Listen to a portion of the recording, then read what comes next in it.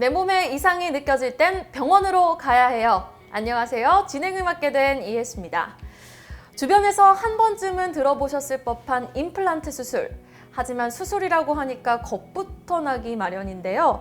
오늘 이 임플란트의 구조부터 치료 기관, 또 관리 방법까지 파헤쳐보는 시간 마련해 보도록 하겠습니다. 먼저 함께 해주실 분 소개해 드리겠습니다. 강정구 원장입니다. 안녕하세요, 원장님. 안녕하세요.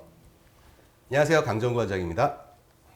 네, 원장님. 저희가 지난 시간에는 치아 상실에 대해서 이야기를 자세히 나눠봤는데요. 사실 가장 흔하게 접하는 수술은 임플란트가 아닌가 싶습니다. 이 임플란트 구조에 대해서 좀 구체적으로 먼저 설명해 주시죠. 자, 임플란트는 총 3가지로 구분될 수가 있습니다. 우리가 가장 쉽게 얘기하는 임플란트라는 것은 보통 인공치근, 뼛속 안에 들어가 있는 나사 형태의 인공치근이 있고요. 그게 튼튼하게 잡아주는 역할을 하는 거고요. 그 위에 지주대, 말 그대로 머리 부분과 연결되는 지주대가 있고요. 그 위에 씌워지는 인공치관, 말 그대로 크라운이라고 하죠. 이 부분이 실제로 씹을 때, 치아 음식물을 씹을 때 역할을 해주는 부분입니다. 이렇게 3가지로 이렇게 나눠진다고 생각하시면 됩니다. 네, 그럼 임플란트 구조는 이렇게 되어 있고, 그렇다면 임플란트를 식립하기 전에 좀 고려해야 될 부분, 아니면 환자분들이 반드시 주의해야 될 사항이 있을까요? 일단은 임플란트 치료를 받는 환자분들은 거의 대부분 고령인 환자분들이 많습니다. 그럴 경우에는 고령인 환자분들은 보통 전신질환이 한두 가지 가지고 있습니다. 그럴 경우에는 먼저 일단 가장 흔하게 보이는 고혈압 같은 경우에는 165에서 수축기가 165 그리고 이항기가 95 이상일 경우에는 아무래도 조금 좀 내과 검진을 받아갖고 임플란트를 할 경우도 있고요. 그리고 당뇨가 좀 심하시면 조절되지 않는 일반적인 당뇨는 괜찮습니다. 하지만 또 조절되지 않은 당뇨일 경우에는 임플란트에 금기증이 될 가능성도 좀 있습니다. 그리고 최근 6개월 이내 뇌졸중 그리고 심장에 문제가 있는 거, 심장 판막 치료 내지는 여러 가지 병력이 있는 경우에도 임플란트 하는데 좀 제한적일 수도 있습니다. 또한 항응고제, 예를 들어 고혈압 환자분들 같은 경우에는 피를 묽게 해주는 아스피린이나 항응고제 그런 거를 복용하시는 분들도 계시는데 임플란트 수술을 하는 경우에는 지혈이 안 되는 경우가 가끔 있습니다. 네. 그럴 경우에는 아무래도 적어도 한 5일에서 일주일 정도는 그 항응고제를 중단을 하고 오셔야 되는 경우도 있고요. 마지막으로 골다공증 약을 복용하시는 분들이 계시는데 골다공증 약은 보통 턱뼈에 조금 그 괴사를 일으키는 파괴적인 작용을 하는 경우도 있습니다. 그럴 경우에는 전문의와 상담을 한 후에 그리고 나서 임플란트 시술을 고려해야 될 경우가 있습니다. 네, 고려해야 될 부분이 상당히 많네요. 자, 그럼 만약에 임플란트 식립 치료를 결정을 했다고 하면은 보통 평균적으로 치료 기간은 어떻게 걸리나요?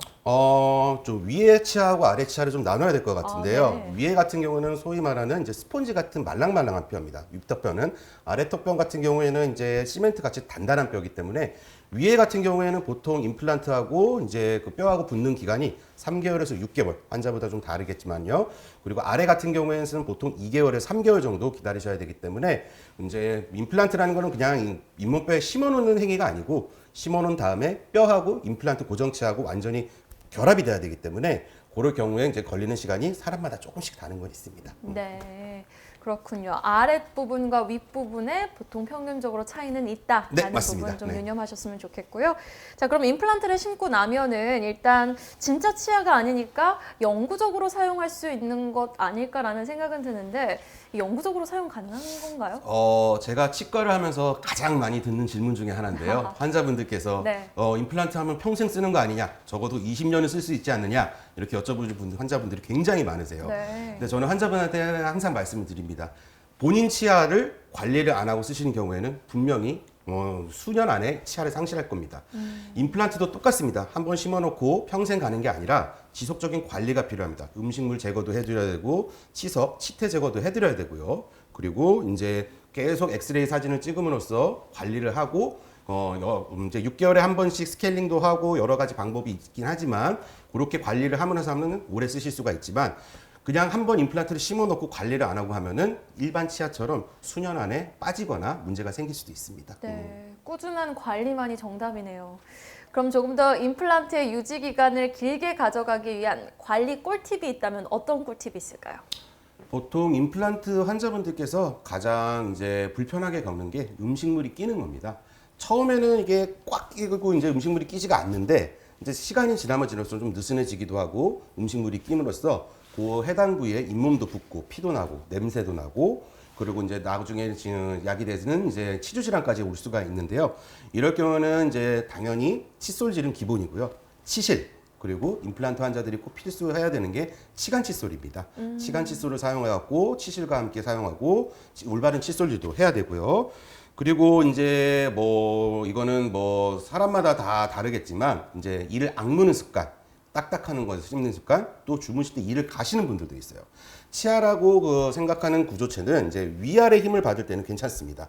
근데 이를 갈거나 뭔가 잡아 당기는 힘, 옆으로 받는 힘에는 굉장히 취약할 수밖에 없습니다. 그럴 경우에는 이 가는 습관, 이 악무는 습관이 굉장히 안 좋은 습관이 될 수 있기 때문에 그거는 이제 추가적으로 좀 치료를 좀 받으시는 거를 추천을 좀 드리고요.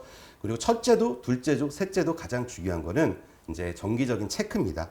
6개월에 적어도 6개월에 한 번씩은 오셔서 구강 검진을 받으시고 해당 부위에 스케일링도 받으시고 그때 문제가 있으면은 그때 살짝만 치료하시면 됩니다. 하지만 몇 년 후에 문제가 커져 갖고 오시게 된 경우에는 그때는 임플란트를 발치 말 그대로 이를 뽑아야 될 수도 있는 경우가 있기 때문에 아무래도 첫째도 둘째도 셋째도 정기적인 체크가 가장 좋은 치아를 이제 아끼는 올바른 습관이 될 수가 있습니다. 네, 이게 뭐 수술 한 번 한다고 끝나는 문제가 아니네요. 진짜 치아가 아니기 때문에 더 각별히 신경과 관리가 필요하다라는 말씀 해주셨습니다.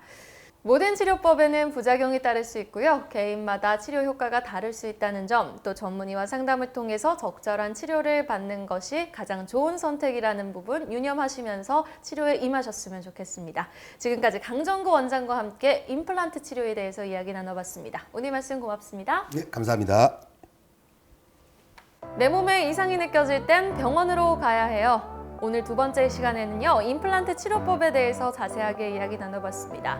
치아 상실 시 미루지 마시고 즉시 병원에 내원하시는 게 더 건강에 유리할 수 있다는 점 유념하시면서 치료에 임하시면 좋겠습니다. 저는 이만 여기서 인사드리겠습니다. 시청해주신 여러분 고맙습니다.